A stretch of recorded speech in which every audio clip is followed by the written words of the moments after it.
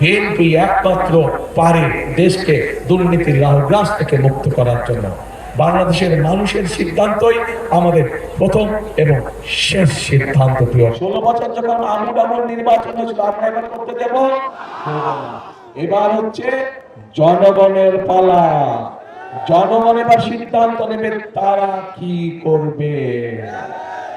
কাজে জনগণ, সকল মুসলমান, হিন্দু, বৌদ্ধ, খ্রিস্টান যে যেখানে আছেন, সকল ধরনের মানুষ যারা ভোটার, প্রত্যেকে ভোরবেলায় গিয়ে ভোট কেন্দ্রের সামনে লাইন দিয়ে দাঁড়াতে হবে, যাতে করে কেউ কোনো ষড়যন্ত্র করতে না পারে।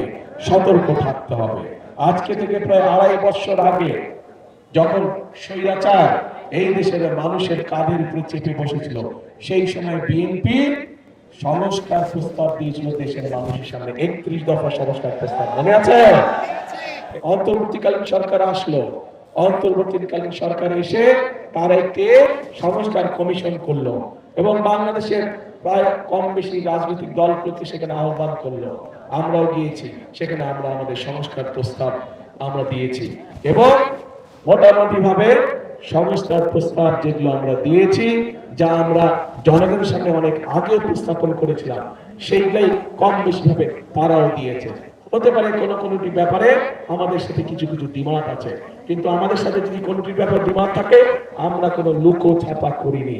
আমরা জনগণের সামনে প্রকাশ্যে বলেছি যে কোনটিতে আমরা সম্মত গিয়েছি এবং কোনটিতে আমাদের কিছু ডিসএগ্রিমেন্ট আছে, প্রকাশ্যে বলেছি। এই যে 12 তারিখে যে আপনারা আপনাদের পরিকল্পনা সফল করতে যাবেন, একই সাথে আরেকটি কাজ করতে হবে। এই যে অধিকার ফেরানোর জন্য আবু সাইদ নিজের জীবনকে উৎসর্গ করেছে, চট্টগ্রামে ওয়াসিম নিজের জীবনকে উৎসর্গ করেছে, এরকম হাজারো মানুষ যারা নিজের জীবনকে উৎসর্গ করেছে। কিভাবে মেগা প্রজেক্টের নাম করে মেগা দুর্নীতি করা হয়েছে, এই দুর্নীতির অবসান হতে হবে। আবু সাইদের হত্যাকারীর যেমন বিচার হতে হবে, দেশের মানুষের সম্পদ লুটপাট করে যারা বিদেশে পাচার করেছে, অর্থ পাচার করেছে, তাদের ওই দেশে বিচার হতে হবে এবং সেই অর্থ, লুটপাটকৃত অর্থ আমাদেরকে চেষ্টা করতে হবে বিদেশ থেকে দেশে ফিরিয়ে নিয়ে এসে মানুষের কাজে ব্যবহার করা। এই কাজটিও যদি কেউ করতে পারে, সেটাও একমাত্র বিএনপির পক্ষেই করা সম্ভব। কারণ একটি আন্তর্জাতিক সংস্থা, যেই সংস্থাটি এই দুর্নীতিতে কে কত নাম্বার পেল এই হিসাব যারা করে, তাদের হিসাব মতেই 2001 সালে যখন খালেদা জিয়া দায়িত্ব পায়, তখন থেকে আস্তে আস্তে বাংলাদেশের দুর্নীতির রাহুগ্রাস থেকে উপর দিকে উঠতে থাকে, মুক্ত হতে থাকে। কাজেই বিএনপি এটিও প্রমাণ করে দেখিয়েছে যে বিএনপি একমাত্র পারে দেশকে দুর্নীতির রাহুগ্রাস থেকে মুক্ত করার জন্য।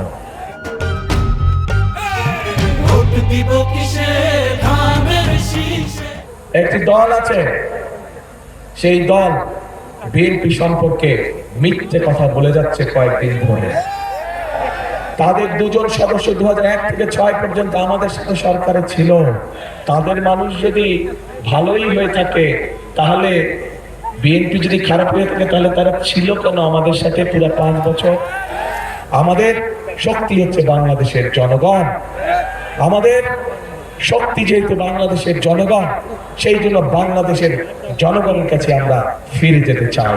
বাংলাদেশের মানুষের সিদ্ধান্তই আমাদের প্রথম এবং শেষ সিদ্ধান্ত। প্রিয় ভাই বোন,